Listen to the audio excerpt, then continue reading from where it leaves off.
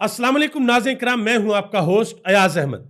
नाज़रीन किराम, मुज़ाकरात के तीसरे दौर से कबल एक इंतहाई अहम मुलाकात हुई है और इस मुलाकात के बाद परेशानी बढ़ गई है, डर और खौफ बढ़ गया है। यह मुलाकात हुई है पाकिस्तान के आर्मी चीफ KPK के वजीर आला अली अमीन गंडापुर और पाकिस्तान तहरीक इंसाफ के चेयरमैन बैरिस्टर गौहर अली खान के दरमियान। कल जब यह मुलाकात हुई तो इस मुलाकात के बाद बैरिस्टर गौहर अली खान से सवाल पूछा गया कि बताएं, क्या आपकी आर्मी चीफ के साथ मुलाकात हुई है और उस मुलाकात के अंदर क्या बात हुई और उस मुलाकात में कौन कौन से लोग शरीक थे। तो बैरिस्टर गौहर अली खान ने गोल मोल जवाब दिया, इस बात की तस्दीक नहीं की कि आया उनकी आर्मी चीफ के साथ मुलाकात हुई है या नहीं हुई। लेकिन आज क्या होता है, आज अडयाला जेल के अंदर इमरान खान ने सब लोगों की मौजूदगी में जब बैरिस्टर गौहर अली खान इमरान खान से मिलते हैं तो इमरान खान मीडिया और वुकला की मौजूदगी के अंदर यह बता देते हैं कि बैरिस्टर गौहर अली खान की आर्मी चीफ के साथ मुलाकात हुई है। उसके बाद बैरिस्टर गौहर अली खान अडयाला जेल से बाहर आते हैं और बाहर आकर सारी कहानी बताते हैं कि इस मुलाकात के अंदर कौन कौन था, हमने इस मुलाकात के अंदर आर्मी चीफ को क्या कहा है और हमें आगे से क्या जवाब मिला है। आगे बढ़ने से कबल आपसे गुजारिश करूंगा कि वीडियो को लाइक कर दें, चैनल को सब्सक्राइब कर लें और मेरे उन तमाम दोस्तों का बेहद शुक्रिया जिन्होंने हमारे यूट्यूब चैनल को सब्सक्राइब किया।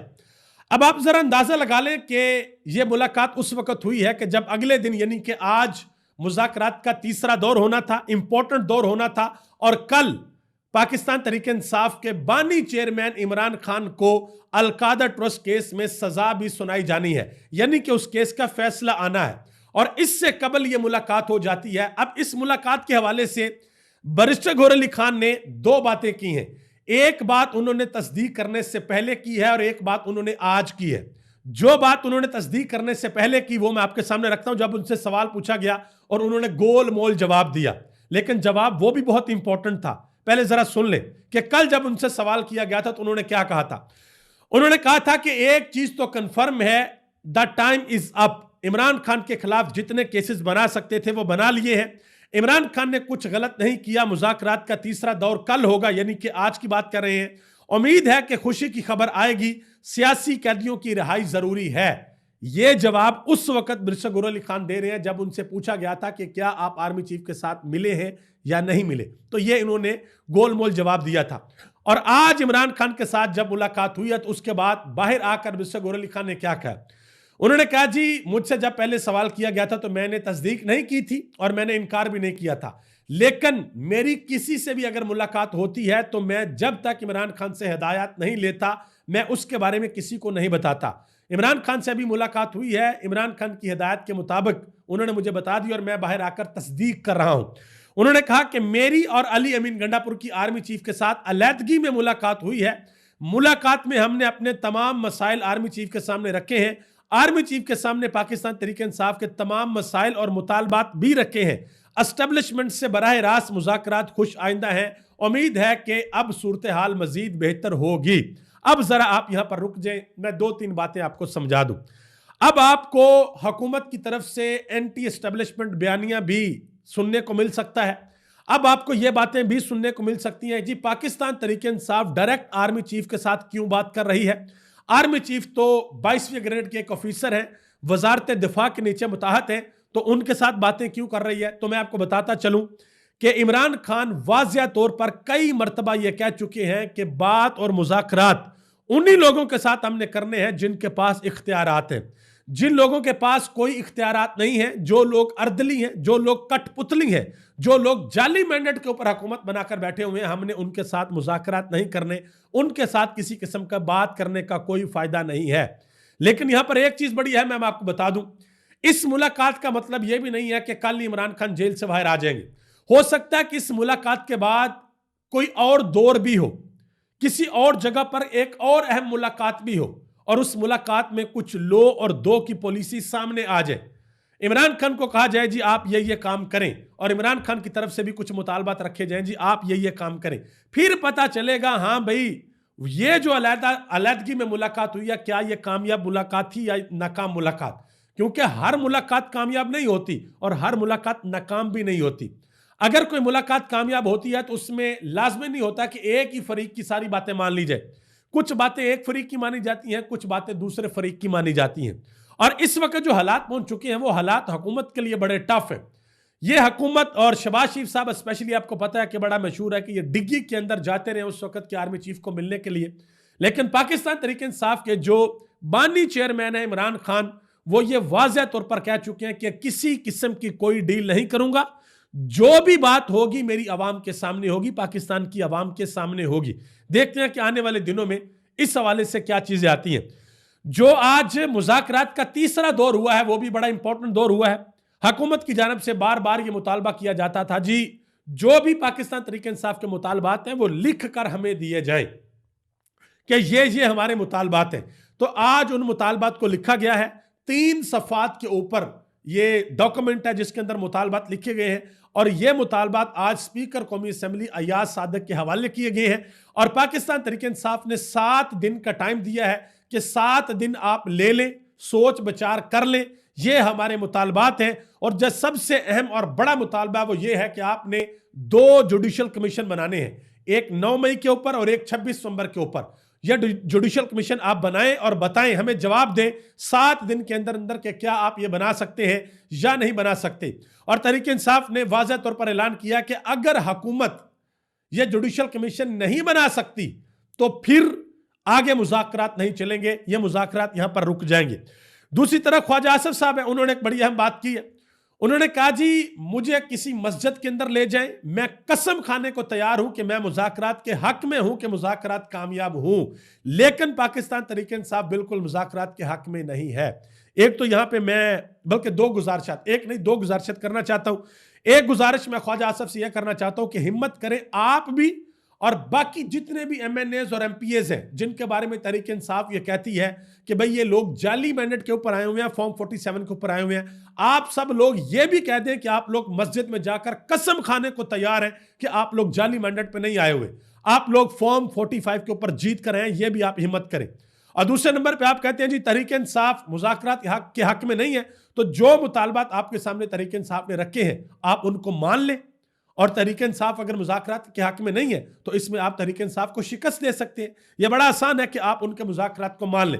इंसार बासी ने भी यह खबर दी थी इस हवाले से, उन्होंने कहा था जी एक बड़ी अहम पेशरफ्त हुई है कि बैरिस्टर गौहर अली खान और अली अमीन गंडापुर की 3 अहम तरीन शख्सियात से मुलाकात हुई है, और इस मुलाकात के बाद जो मुज़ाकरात है वो दोबारा बहाल होकर एक अहम मरहले के अंदर दाखिल हो गए हैं। अब बाकी 2 शख्सियात कौन सी हैं वो पता नहीं कौन है, वो उनका उन्होंने नाम नहीं बताया। बहरहाल इमरान खान ने अपनी पार्टी को 2-3 हदायत दी है बड़ी इंपॉर्टेंट। एक तो इमरान खान ने कहा कि जी मेरी जो पार्टी की आदत है वो शाहिद खाकान अब्बासी समेत जितने भी अपोजिशन रहनुमा हैं उनको एतमाद के अंदर ले। और दूसरा इमरान खान ने कहा जी मौलाना फजल रहमान के साथ आपने अपने राबते बहाल रखने हैं, उनके साथ अपनी बगाड़नी नहीं है, क्योंकि अली अमीन गंडापुर ने एक बड़ा सख्त बयान दिया मौलाना फजल रहमान के हवाले से। तो इमरान खान ने कहा जरा आपने ठंडे रहना है, मैं जब कहूंगा तब आपने बोलना है। मजीद इमरान खान ने कहा कि मैं अपनी पूरी पार्टी को यह हदायत करता हूं कि 8 फरवरी को आप लोगों ने यौम स्याह मनाना है, आज से ही इसकी तैयारियां आप लोग शुरू कर दें।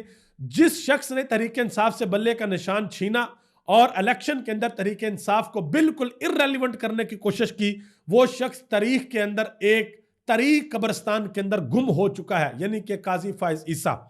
और मजीद इमरान खान ने कहा कि अगर आर्टिकल 6 इस मुल्क में किसी के ऊपर लगना चाहिए तो वो सिकंदर सुल्तान राजा है जिसने पाकिस्तान के अंदर इलेक्शन सही तरीके से नहीं करवाए। अब आगे आ जाए जी, एक बहुत बड़ी डेवलपमेंट पाकिस्तान की सुप्रीम कोर्ट के अंदर भी हो गई है, बल्कि 2 डेवलपमेंट हुई है। एक आईनी बेंच के अंदर हुई है और दूसरी सादा बेंच के अंदर हुई है। पहले जरा सादा बेंच वाली डेवलपमेंट सुन लें, बड़ी इंटरेस्टिंग है। जस्टिस मंसूर अली शाह की सरबराही के अंदर 3 रुकनी बेंच बना था और इस 3 रुकनी बेंच ने 26वीं आईनी तरमीम के हवाले से केस सुनना था। और इसके अंदर यह हुआ कि जी जस्टिस इरफान सादत की जगह जस्टिस अकील अब्बासी को उनकी शमूलियत कर दी गई, उनको दाखिल कर दिया गया। तो जस्टिस मंसूर अली शाह ने कहा जी यह गलती हुई है, पुराने वाला बेंच दोबारा बहाल करें और वही बेंच जो है वो 26वीं आईनी तरमीम के ऊपर केस सुनेगा। तो सोमवार को यह बेंच दोबारा केस सुनने के लिए जा रहा है और यह इंतहाई अहम केस होगा। इसके बाद एक बड़ी डेवलपमेंट हुई है आईनी बेंच के अंदर, जहां पर मिलिट्री कोर्ट का केस लगा हुआ है।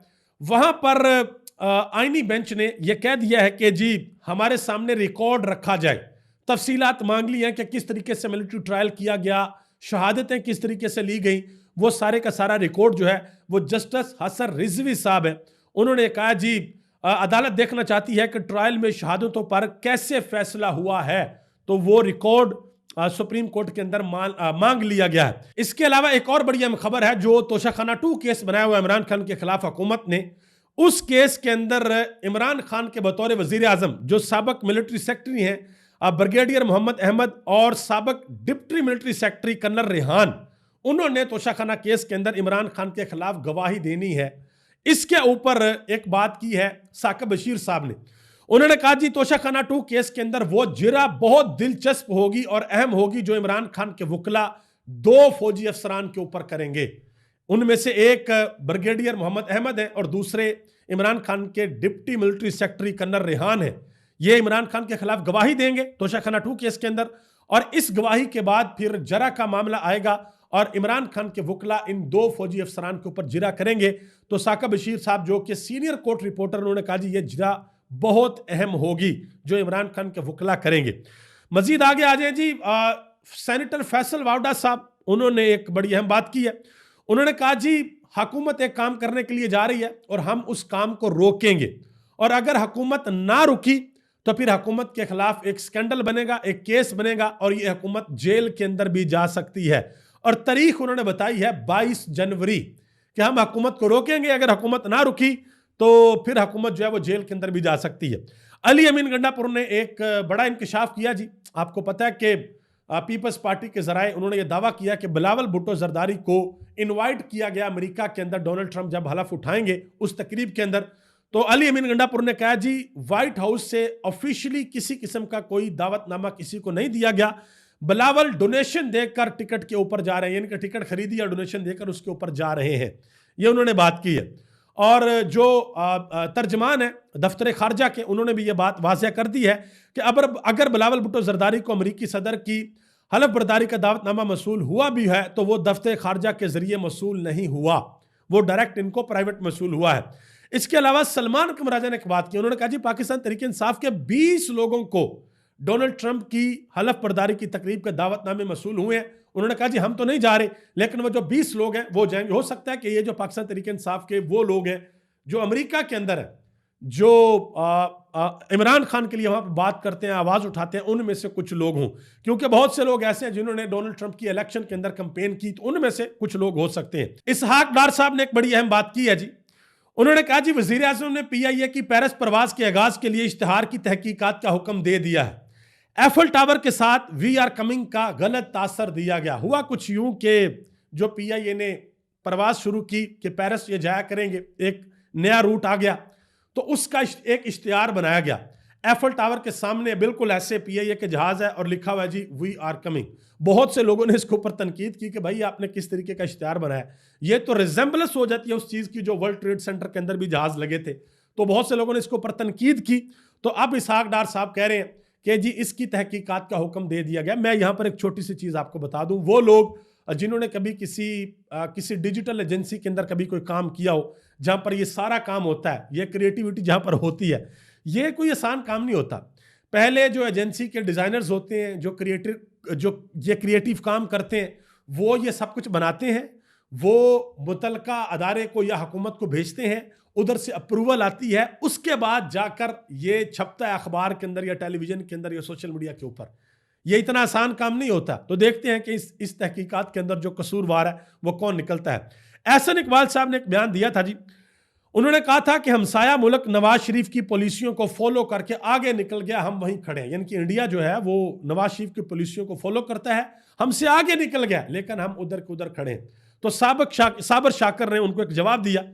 उन्होंने कहा जी किसी भी हमसाया मुल्क के हुक्मरानों की जायदादें यूरोप, अमेरिका, बरतानिया, ऑस्ट्रेलिया, पनामा और अरब मुल्कों के अंदर नहीं है, इसलिए वहां पर तरक्की हुई।